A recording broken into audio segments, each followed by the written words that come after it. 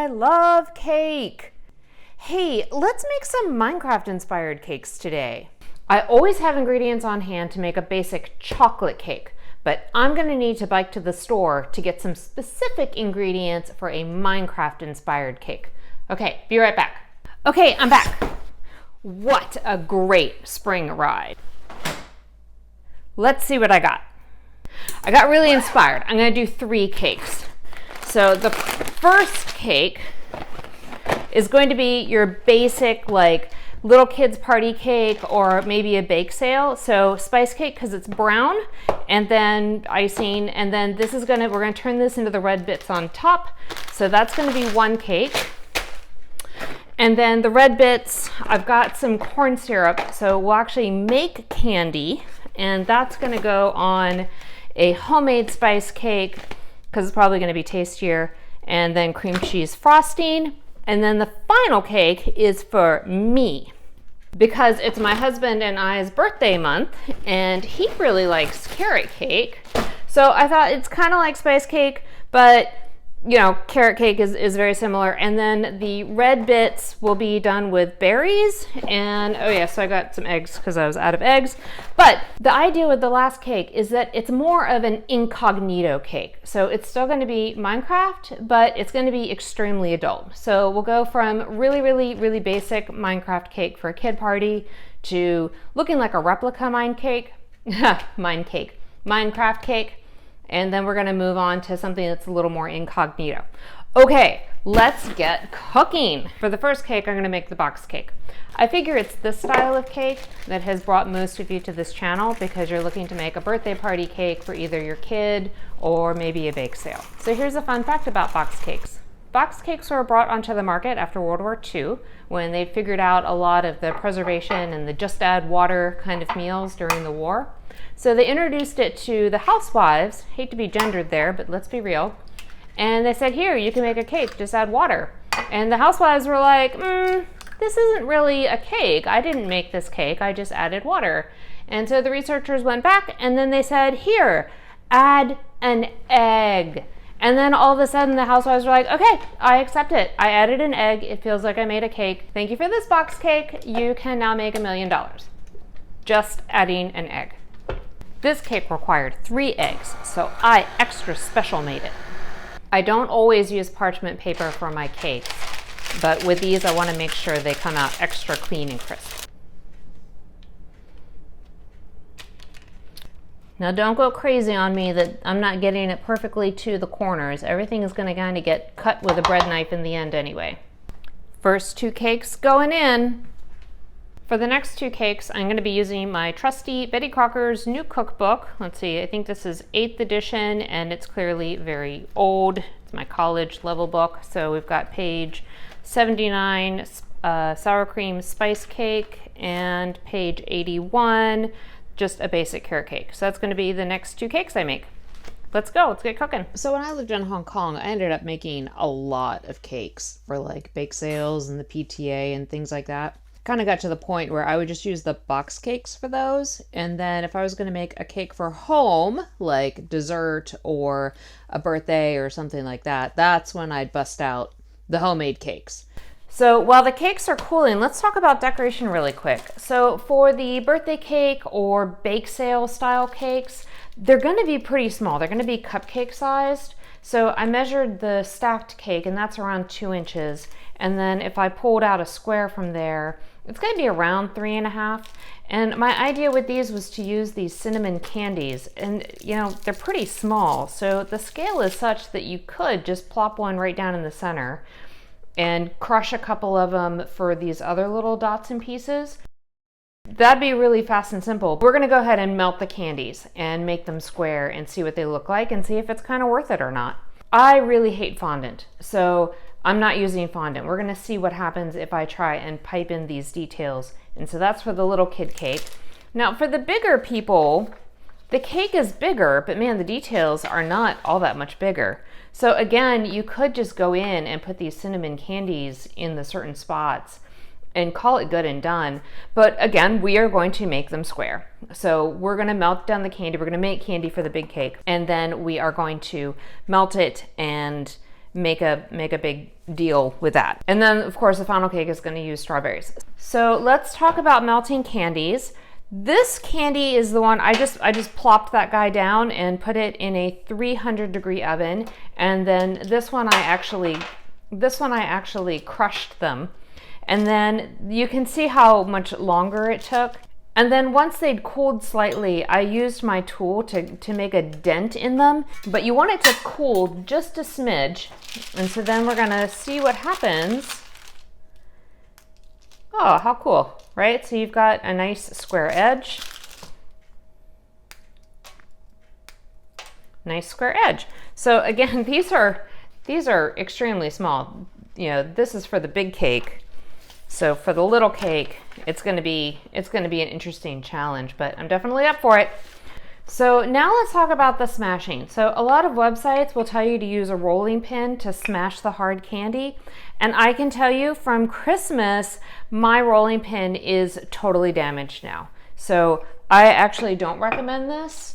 I am going to recommend that you put down a bit of paper and then another bit of paper, and then I'm just going to use my cast iron pan.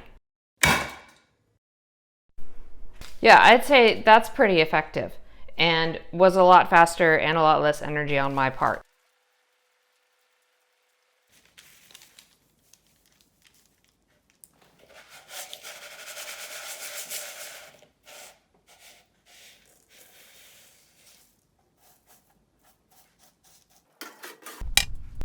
Okay, this is pretty cool. I'm really glad that I separated the candy from my lines, because if I need to move this piece around to get kind of the flattest, bestest place, I can do that.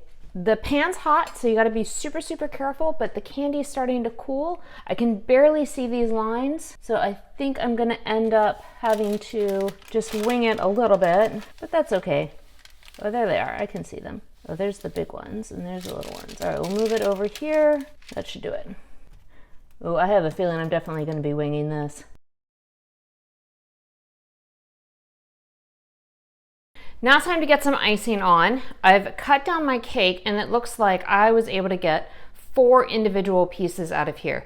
Now this may not be enough for your bake sale. You could very easily take one of the pieces and divide it again and make really, really a small bite of cake, or some other math. You do you.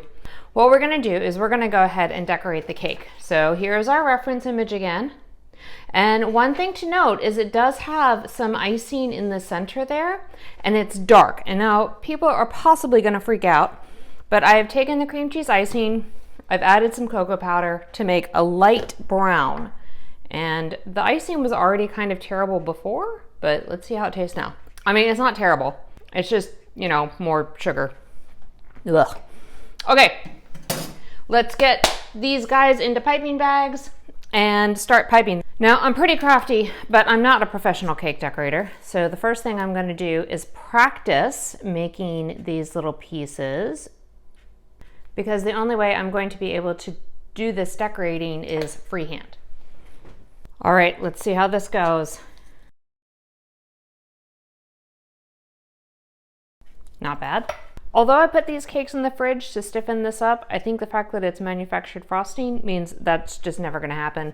But I did soften up the rest of it just with a little, putting it in some hot water. And the reason I wanna soften it up is so that maybe the tops can be smooth even though I'm piping it in.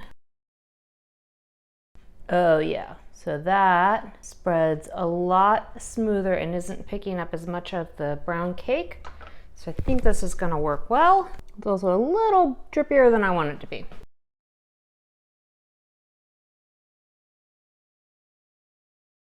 Definitely try this at home. It is fun to experiment with icing and baking and decorating, and it definitely does not need to be left up to the professionals.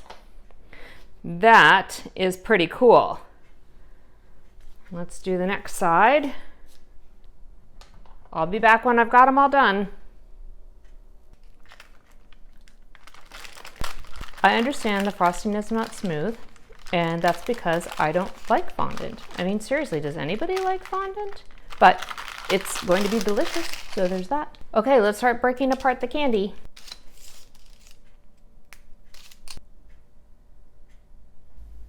I kind of feel like these cakes might be a bit big for your average bake sale, but you know, that's all right. I did a lot of bake sales when I was in Hong Kong. I really got into all the piping tips and like doing roses and flowers and fun stuff like that. I don't think these cakes are going to be as amazing as some of the ones I did overseas, just because, well, to be honest, the design's not that exciting. It's just a flat cake with some red stuff on it. Okay, so now we're going to move on to homemade icing, and I will stand by homemade icing all day long. It is so much better than the box stuff. You know, because you can change the consistency and the color, and well, I guess I changed the color of the box stuff. But anyway, I like it better, and I really love cream cheese icing. So getting the cakes flat is always one of those tricky things for me. I'm always, you know, afraid that I don't get it quite flat. And then I'm going to cut the sides off at as best a 90 degree as I can. Please forgive me if I'm not super professional here. So I'm still doing the squared off drippy pattern onto this big cake that I did onto those little cakes. And I'm still doing it freehand. So using a piping tip first, and then I'm going to fill it in with more piped icing, and then I can smooth it out with my tool a little bit later. This was a successful technique.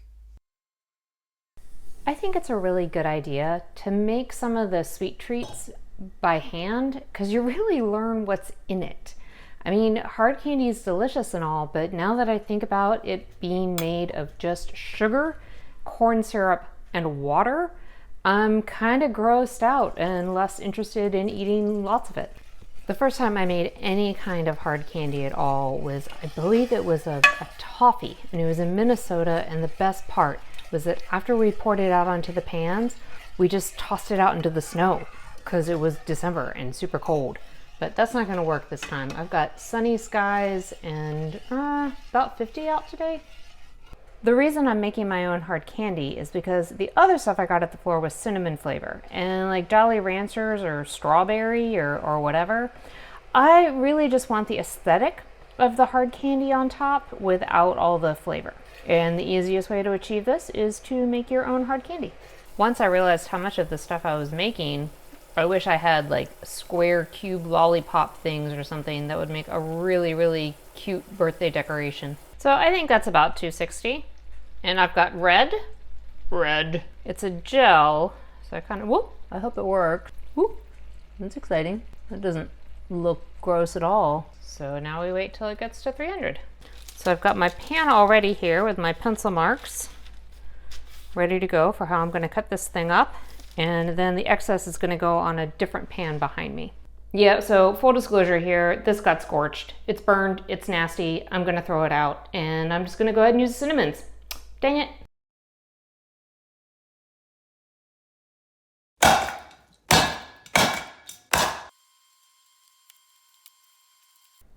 So by making lots, I was able to select out the best of the shapes. And I also remembered tweezers this time. So I'm going to go ahead and get decorating. This is cake number 2, the most replica like a Minecraft cake. It is time to ice the final cake, and this is the one that is a bit more incognito.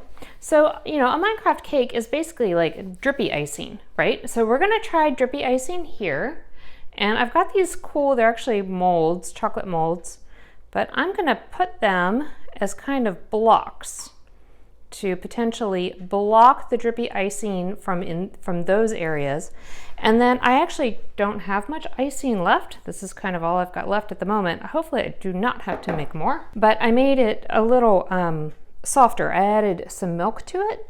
And so what I'm gonna do is just pour the icing right here along the edge. I really have no idea what I'm doing here, so hopefully this just works out amazing. And then I'm going to hold these guys tight against the cake and then just sort of gently push along the edge and hope for the best, right?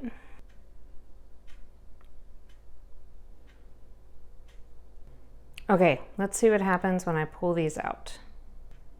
This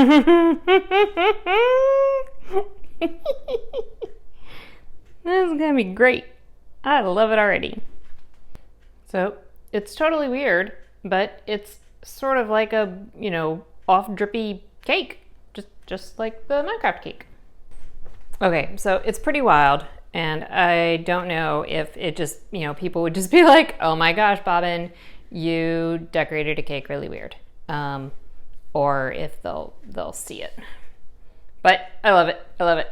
So now I'm to a part that I've been really, really looking forward to, which is the decoration on the final cake. And that's because I'm going to use strawberries. And I love strawberries. And I'm gonna really, really, really extrapolate on what it means to have this piece in the center. There we go. That's cool. And this goes right in the middle like that.